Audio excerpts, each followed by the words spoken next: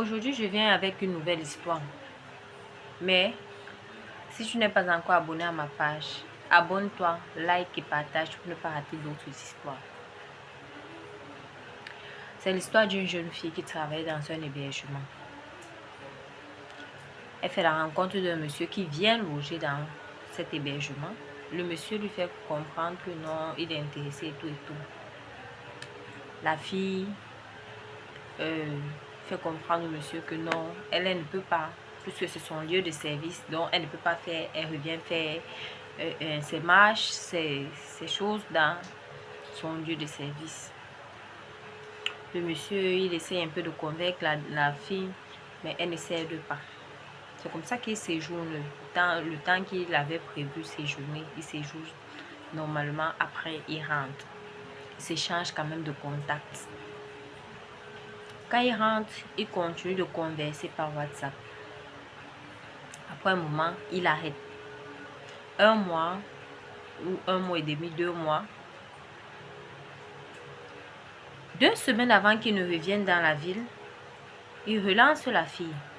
La fille est étonnée que mais ce monsieur a arrêté de m'écrire. Pourquoi maintenant il revient encore sur ses pas? Il dit non, c'est que voilà. Il lui dit invite-moi seulement, je viens. Pourtant, il savait déjà qu'il voulait revenir dans la ville de la fille.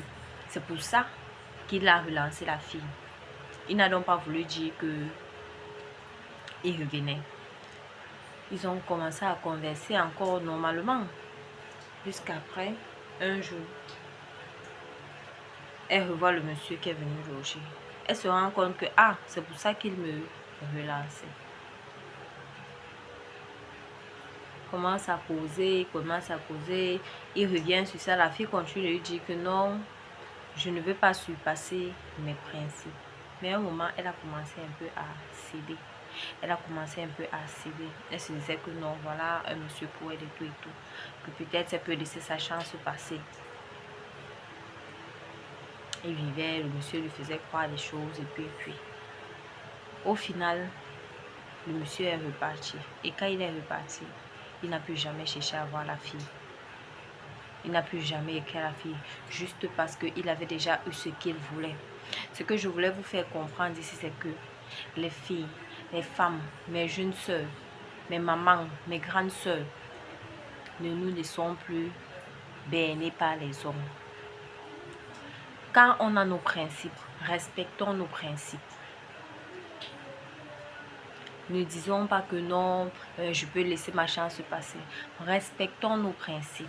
Un homme qui t'aime, t'accepte avec tes principes, t'accepte avec tes qualités, il t'accepte également avec tes défauts. Si un homme vient, il veut te faire changer. Ce n'est plus ça. On ne dit pas que non. Vous grandissez ensemble, vous apprenez à vivre ça. Mais un homme ne doit pas vouloir te faire changer. Non. Donc, c'est le message que j'avais aujourd'hui pour vous. À plus.